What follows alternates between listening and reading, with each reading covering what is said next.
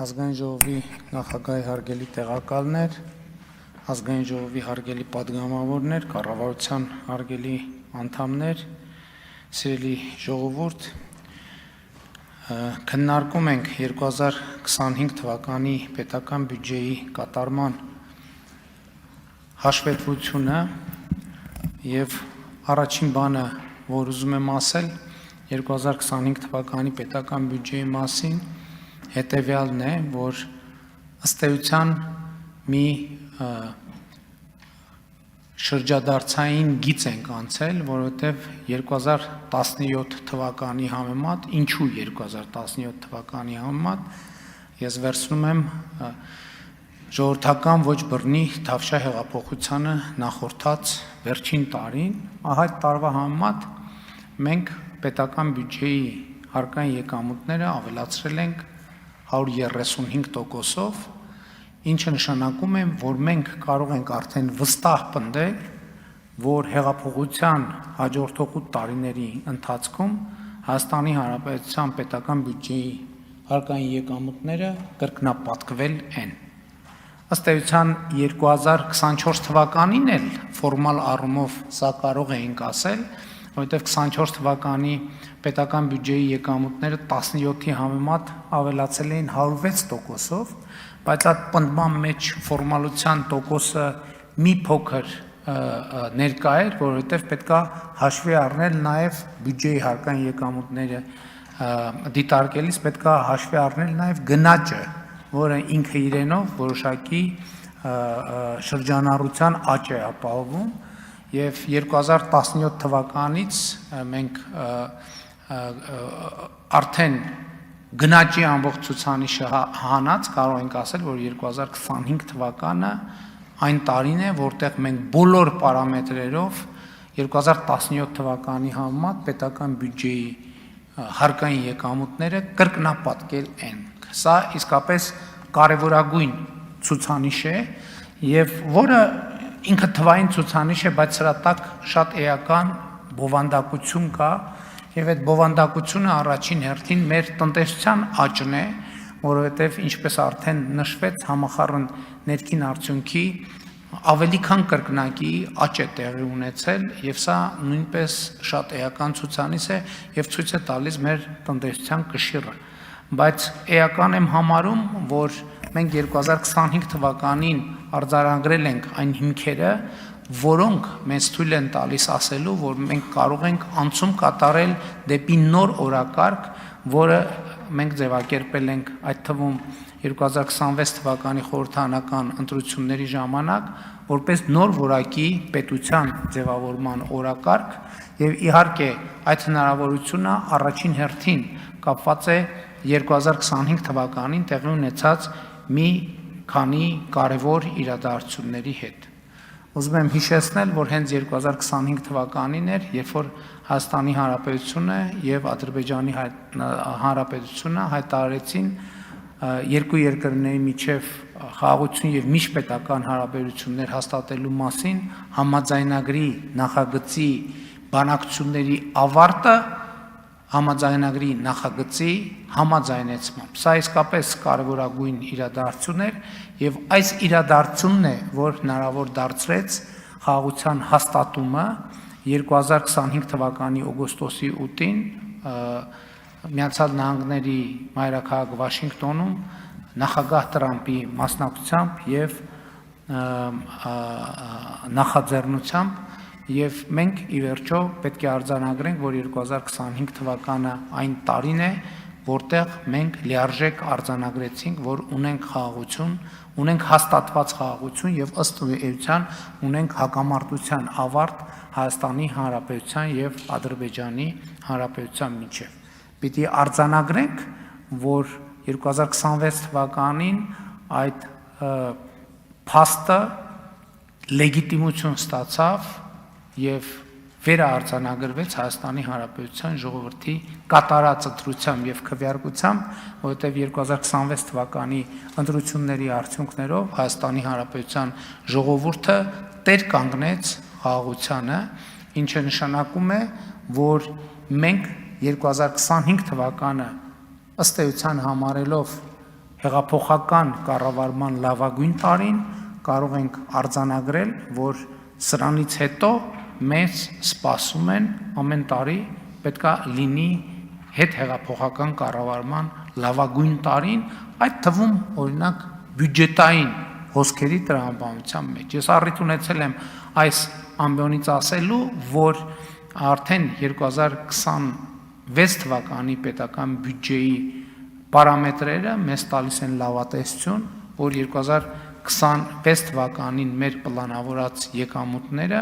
մենք էականորեն գերակատարելու ենք, եւ սա իհարկե առաջին հերթին կապված է 2025 թվականին մեր արձանագրած տնտեսական ցուցանիշների հետ։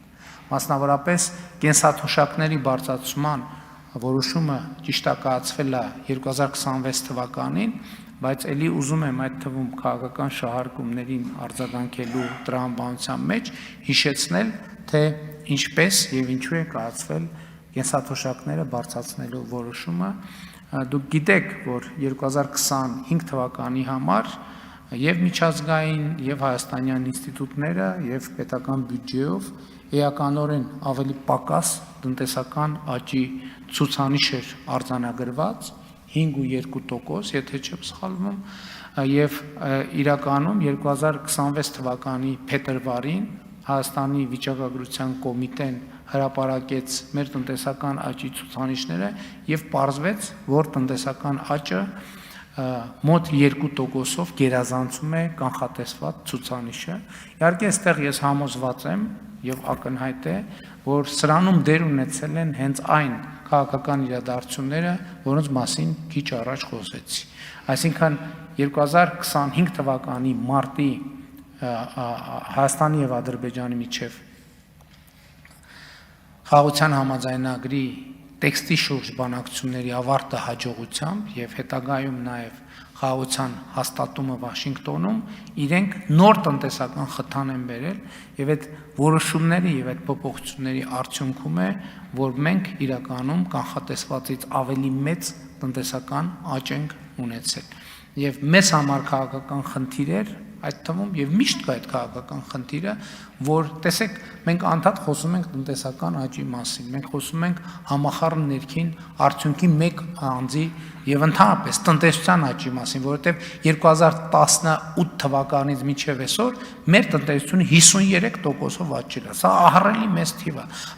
Մեկ անձի հաշվով համախառն ներքին արդյունքը ավելի քան կրկնապատկել է։ Եվ մեր իրականության մեջ սովորաբար ինչ պրոբլեմ գոյություն ունի,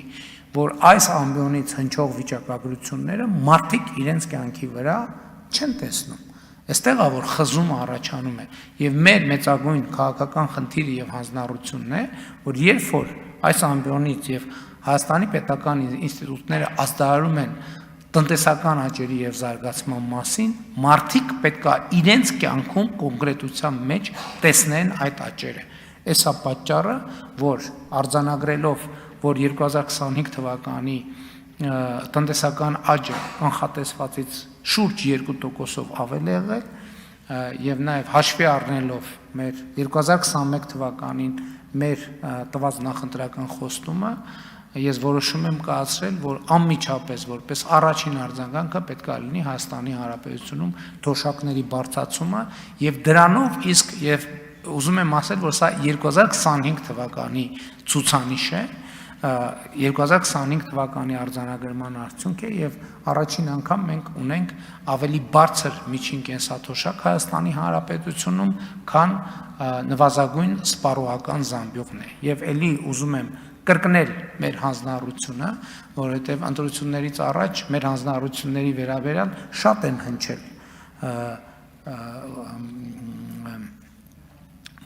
բամբասանքներ, որ ընտրություններից հետո այդ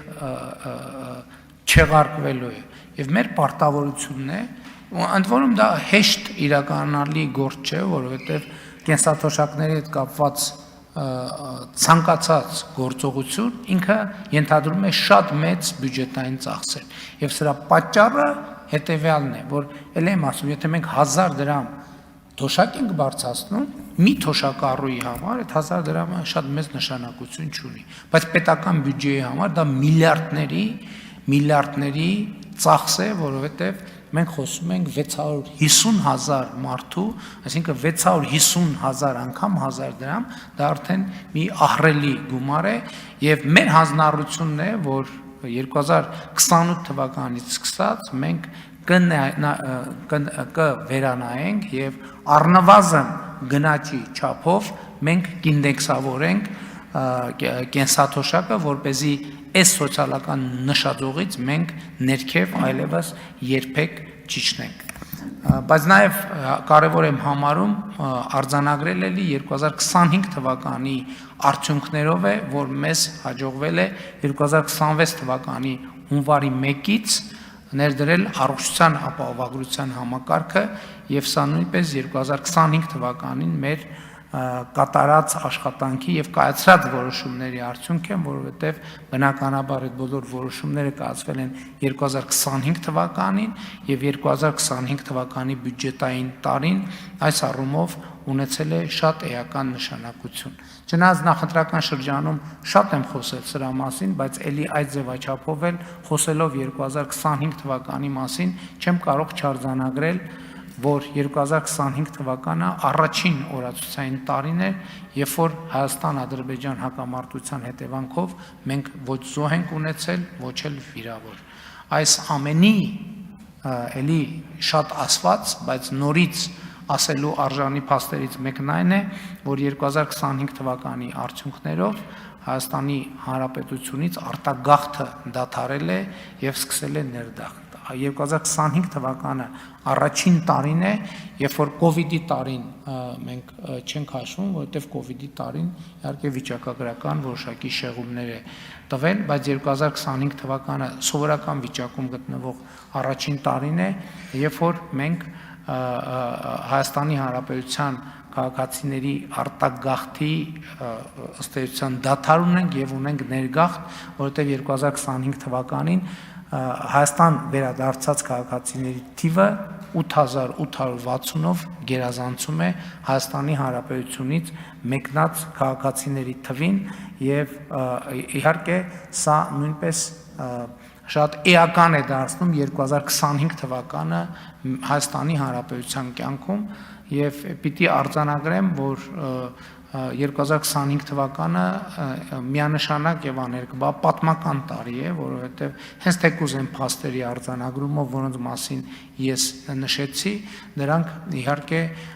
2025 թվականը հիշարժան են դարձնում Հայաստանի Հանրապետության պատմության համար, բայց շատ կարևոր է արձանագրել, որ ինքը ոչ թե առանձին վերցրած իրադարձություն է, այլ 2025 թվականին տեղի են ունեցել իրադարձություններ, կայացվել են որոշումներ, որոնք հետագայում կանխորոշելու են Հայաստանի Հանրապետության զարգացման հետագա ընթացքը եւ ելի ուզում եմ ընդգծել, որ դա առաջին հերթին կապված է խաղաղության հաստատման եւ հարակից պրոցեսների հետ։ 2025 թվականը Վաշինգտոնի հռչակագրով արձանագրել է TRIP նախագծի իրագործումը, որը շրջադարձային նշանակություն է ունենալու ոչ միայն Հայաստանի Հանրապետության, այլև ողջ տարածաշրջանի համար, եւ թույլ տվեք այսօր առավել եւս արձանագրել, որ Հայաստանի Հանրապետության պատերազմի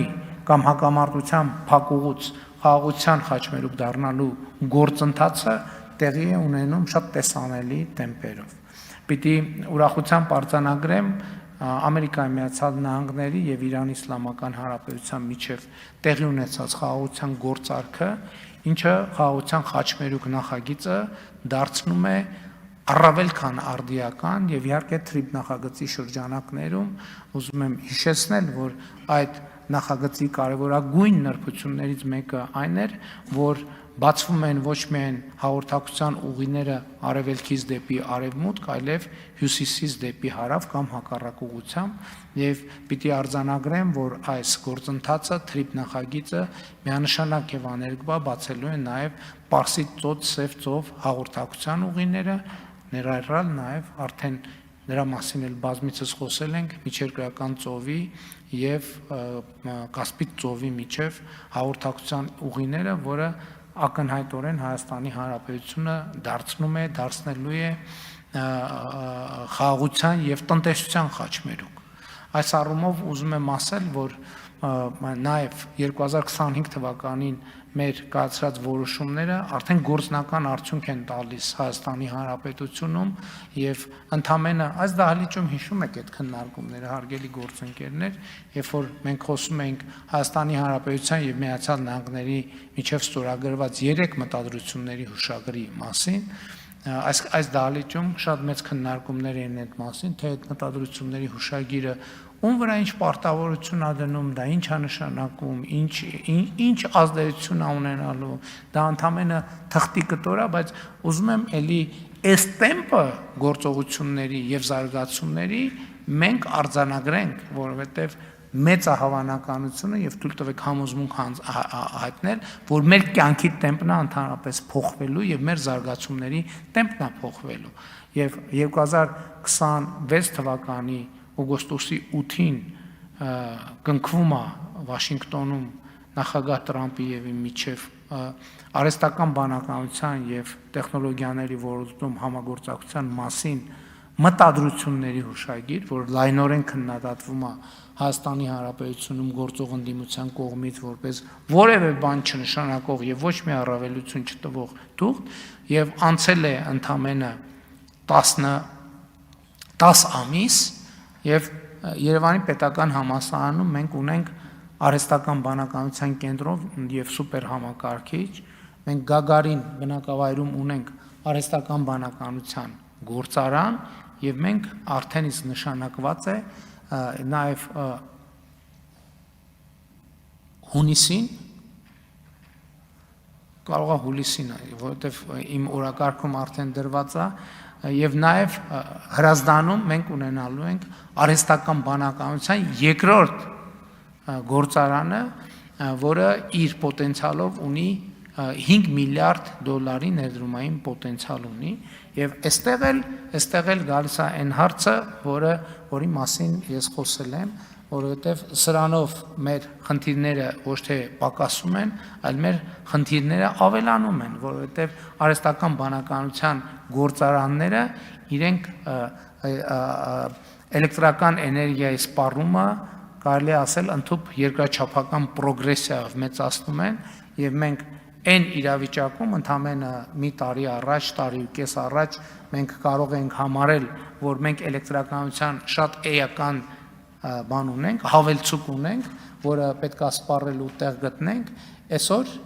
չունենք այսօր արդեն մենք պիտի մտածենք, թե ինչպիսի նոր հզորություններ գեներացնենք, որպեսզի 5 միլիարդ դոլար ներդրումային պոտենցիալը, որը հենց միայն Firebird ծրագրով մենք ունենք, այդ պոտենցիալը մենք իրացնենք։ Իհարկե, այս ուղղությամբ էլ մենք շատ կոնկրետ գործողություններ ենք ձեռնարկում եւ ունենք լավ լուրեր այդ առումով եւ ընդամենը այս օրերին արտաքին գործերի նախարարը գտնվում է այցով Եվրոպական միություն եւ Եվրոպական միությունում արտաքին գործերի նախարարների ֆորմատով ձևաչափով տեղի են ունեցել քննարկումներ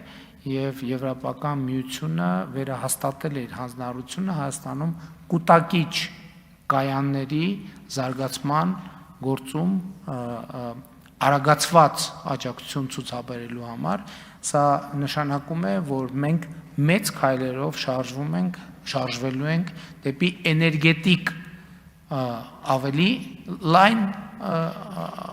անկախություն եւ ավելի հուսալի անվտանգություն, որովհետեւ արդեն հայտնի փաստ է, որ մասնավորապես արևային էներգետիկայի ոլորտում մենք ունենք ըստ էության անսահմանափակ պոտենցիալ եւ մեզ մնում է պարզապես այդ պոտենցիալը իրացնել եւ իրացնելու այդ հնարավորությունները այսօր առարկայանում են եւ մենք գնալու ենք այդ ճանապարհով այսօր արդեն մենք ընդունել ենք կառավարության ծրագիր, որով կուտակիչ կայանների մասնավոր հատվածում ներդրումը, նաև արտադրական հատվածում ներդրումը արագացնում եւ խթանում ենք եւ այս տրամաբանությամբ մենք պետքա գնանք առաջ։ Հարգելի գործընկերներ, իհարկե մենք հիմա ամփոփում ենք ընթացիկ 8-րդ գումարման ազգային ժողովի աշխատանքները եւ ես նաեւ այս առիթը օգտագործելով ուզում եմ շնորհակալություն հայտնեմ ազգային ժողովի 8-րդ գումարման պատգամավորներին այս ընթացքում կատարած համատեղ աշխատանքի համար, որովհետև մենք իսկապես շատ դժվար ճանապարհ ենք անցել, բայց բանալի բառը անցնելն է, որովհետև մենք այդ ճանապարհը անցել ենք եւ հույս ունեմ ես իմ բերած տվյալներով կարողացա հաղորդել այդ զգացողությունը, որ մենք այդ ճանապարհը անցնելով հասել ենք բոլորովին այլ տեղ։ Իհարկե մարտահրավերները նույնպես տեղում են եւ առարկայանում են եւ պիտի արձանագրեմ, որ առաջինը մենք երկու անգամ գեր ծանր պայմաններում կարողացել ենք ապահովել Հայաստանի Հանրապետության քաղաքացիների կամքի արտահայտությունը։ Ուզում եմ հիշեցնել 2021 թվականին մենք ինչ միջավայրում ենք իրականացրել խորհրդարանական ընտրությունները եւ այդ ընտրությունների արդյունքներով Հայաստանի Հանրապետության քաղաքացիները ազատ կամ արտահայտման հնարավորություն են ունեցել 2026 թվականի խորհրդարանական ընտրություններում նույնպես Հայաստանի Հանրապետության քաղաքացիները ազատ կամ արտահայտման հնարավորություն ունեցել են, բայց ձեզ հայտնի պայմաններում եւ միջավայրում մենք բախվել ենք բոլորովին նոր մարտահրավերների եւ այդ մարտահրավերներին արձագանքելու պատշաճ մեխանիզմների ձևավորումը պետք է լինի առաջիկա մեր քաղաքական օրակարգի կարևորագույն հատվածը, մասնավորապես մենք այսօր արդեն պետք է ստեղծենք երաշխիքներ, որ ընտրակաշարք բաժանող եւ այդ տրամաբանությամբ գործող քաղաքական ուժերը չունենան որևէ շանս Հայաստանի Հանրապետությունում որևէ քաղաքական ազդեցություն ունենալու։ Ես ուզում եմ արձանագրել, որ այո, մենք պետք է հստակ արձանագրենք, որ ըստ էության խորհրդարանական այն ընդդիմությունը, որը ձևավորվում է 9-րդ գումարման ազգային ժողովում, այդ ընդդիմությունը կատարելապես ապօրինի գործունեության արդյունքում ձևավորված քաղաքական միավոր է կամ նույնիսկ չի կարելի ասել քաղաքական միավոր եւ Հայաստանի Հանրապետության լեգիտիմ իրավունքն է այդ process-ները եւ այդ շրջանակները զրկել հետագա քաղաքական գործունեության հնարավորությունից եւ դրա համար Հայաստանի Հանրապետությունը պետք է ձեռնարկի միջոցներ եւ մենք 2026 թվականի խորհրդարանական ընտրությունների նախընտրական քարոզարշավի ընթացքում նաեւ այդ պարտավորությունը ստանձնել ենք եւ վերաստանձնել ենք իհարկե նաեւ Հայաստանի Հանրապետության քաղաքացիները իրավունք ունեին եւ ասցին հարցադրեցին թե իսկ ինչու այդ խնդիրները մինչեւ օրս լուծված չեն մենք էլ փորձեցինք բացատրել եւ իրականությունը հենց այդպիսին է որ խաղաղության բացակայության միջավայրում նման հարցերի լուծումը էականորեն դժվարանում է, որովհետև գիտեք, պետք է շատ հստակ եւ ուղիղ ասել։ Եվ նախորդող շրջանում 2021 թվականի ընտրություններին հաջորդած եւ 2020 թվականի ընտրություններին հաջորդած շրջանում Հայաստանի Հանրապետության կառավարության եւ խորհրդարանական մեծամասնության գերկենտրոնացումը եղել է խաղաղության օրակարգը եւ բոլոր հնարավոր ուժերը եւ էներգիան կենտրոնացվել են այդ խնդրի լուծման վրա։ Ու սա ունեցել է նաեւ շատ էական պատճառ 2021 թվականի օգոստոսի 24-ին այս դահլիճում հաստատված կառավարության 2021-2026 թվականների գործունեության ծրագիրը սկսվում է արձանագրումով, որ Հայաստանի Հանրապետության եւ տարածաշրջանի համար խաղաղ զարգացման դարաշրջան բացելը ժողովրդի առաջ խորհրդարանական մեծամասնության եւ կառավարության ստանձնած մեծագույն պարտավորությունն է եւ մեծագույն ջանքերը եւ մեծագույն էներգիան ուղղվել է այդ պարտավորությունը կատարելու վրա, չնայած լավ լուրն այն է եւ սա իսկապես շատ հիշարժան փաստ է, որ այս ընթացքում, ինչպես ես առիթ ունեցա նշելու, Հայաստանի Հանրապետությունը ոչ միայն շարունակել է բնականոն զարգացումը, այլև Հայաստանի Հանրապետությունում տնտեսական աճը ըստ էության բարձր է եղել նախորդող շրջանում եւ աշխարհի միջինից եւ Եվրասիական տնտեսական միության միջինից, բայց նաեւ պիտի ես ուղիղ ասեմ, այսպիսի շեշտադրմամբ թերևս առիթ չեմ ունեցել ասելու, որ այդ թվում Հայաստանում հաստատված քրյա օլիգարխիկ համակարգի արմատախիլ անելու process-ները ակնհայտորեն հիմա կարող եմ դրա մասին խոսել, որովհետև դա արդեն արտահայտվել է, դա արդեն բացահայտ է, դա արդեն ակնհայտ է, այլևս գաղտնիք չեմ ասում, պարզապես ձևակերպում եմ այն, ինչ բոլորի աչքի առաջ են։ Հայաստանի Հանրապետությունում Հայաստանի Հանրապետության քրեա օլիգարխիկ ռեժիմը արմատախիլ անելու process-ները իրենք ուղեկցվել են եւ պիտի ուղեկցվեին այդ թվում արտաքին ազդեցություններով, օբյեկտիվ եւ սուբյեկտիվ պատճառներով։ Եվ դրանք նաեւ Հայաստանի Հանրապետության անվտանգության համար կարող էին բերել որոշակի սպառնալիքներ։ Եվ եղել են այո իրավիճակներ, ես չեմ ուզում թաքցնել սա այլևս, եղել են իրավիճակներ, երբ որ մենք հասել ենք մի գծի, երբ որ հասկացել ենք, որ ազդեցության հետագա շարունակությունը կարող է բերել այնպիսի հակազդեցություններ, որոնք ընդհանուր գոյաբանական հետևանքներ կարող են ունենալ Հայաստանի Հանրապետության համար անվտանգության սրված սպառնալիքների տեսքով։ Եվ սա մի բան է, որը ես պարտավոր եմ ասել եւ արձանագրել ազգային ժողովի 8-րդ գումարման ազգային ժողովի աշխատանքները ամփոփելիս։ Այսօր այդ թվում իմ նշած հանգամանքների բերումով այդ ռիսկերը հաղթահարված են։ Այդ ռիսկերը հաղթահարված են, հետեւաբար ելի եմ ուզում ասել նախորդող շրջանում չի եղել մի րոպե, մի վայրկյան, երբ որ մենք կոմպրոմիս ունենանք քրեա օլիգարխիկ համակարգի հետ։ Չի եղել ոչ մի րոպե, ոչ մի վայրկյան։ Պարզապես մենք մեզ հաշիվ ենք տվել, որ կան իրավիճակներ, երբ որ մեզ կրկնակի եռակի շրջահայացություն է հարկավոր, ընդհանուր դանդաղպետություն է հարկավոր, որպեսզի մենք արտաքին այնպիսի ազդեցություններ չսադրենք, որոնք Հայաստանի համար բերելու են այնպիսի ազդեցություններ, ինչպիսին մենք ունեցանք օրինակ 2022 թվականի օգոստոս-սեպտեմբեր ամիսներին։ Հիմա ես պատասխանատու կերպով ասում եմ, որ այդ բոլոր ռիսկերը հաղթահարված են եւ այդ բոլոր ռիսկերը կառավարված են եւ այդ ռիսկերը ըստ էության այլևս գոյություն չունեն եւ հետեւաբար Հայաստանի Հանրապետության կառավարությանը եւ ժողովրդին եւ քաղաքական մեծամասնությանը ոչինչ չի խանգարում կենտրոնանալ Հայաստանի Հանրապետությունում քրեական օլիգարխիան ներառյալ ընտրակաշառք բաժանող ուժերի արմատախիլ անելու գործընթացով եւ այդ գործընթացը կարող եմ ասել, որ արդեն իսկ սկսված է եւ այդ գործընթացը որևէ ձևով չի կարող կասեցվել եւ այդ գործընթացը գնալու է մինչեւ վերջ եւ ես համոզված եմ, որ առաջիկա տարիներին պետական բյուջեի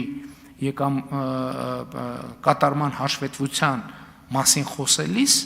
ես ավելի ու ավելի մանրամասն այս թեմայով ազգային ժողովին հաշվետվություն ներկայացնելու առիթ կունենամ, բայց այնուամենայնիվ չեմ կարող չընդգծել, որ ի հեճուկս այս բոլոր մարտահրավերների 2018 թվականից մինչև 2026 թվականը մենք շուրջ 8 միլիարդ դոլար ստվերային կամ գողացված կամ թալանված կամ ապօրինի ձևով օտարված միջոցներ վերադասրել ենք Հայաստանի Հանրապետությանը եւ այդ process-ը այսօր էլ շարունակվում է։ Ըստ էության Հայաստանի Հանրապետությունում թալանված գույքի դրամական միջոցների վերադարձը դարձել է ամենօրյա լրահոսի անբաժանելի մաս։ Ամեն օրյա, ամեն շաբաթյա, ամեն ամսյա ռեժիմով մենք դա տեսնում ենք եւ իհարկե որևէ կասկած չկա, որ այդ տեմպերը գնալով մեծանալու են եւ գնալով արագանալու են։ Հարգելի գործընկերներ, ելի հաշվի առնելով, որ ըստ էության այս ձևաչափով պետական բյուջեի կատարման հաշվետվության ձևաչափով սա ազգային ժողովի 8-րդ գումարման ազգային ժողովի իմ վերջին ելույթն է, որովհետև բյուջեի ձևաչափով նման ելույթ այլևս չեմ ունենալու, կրկին ուզում եմ շնորհակալություն հայտնել ազգային ժողովի 8-րդ գումարման ազգային ժողովին, այս ընթացքում համատեղ աշխատանքի եւ համատեղ արձանագրած արդյունքների համար։ Շնորհակալ եմ։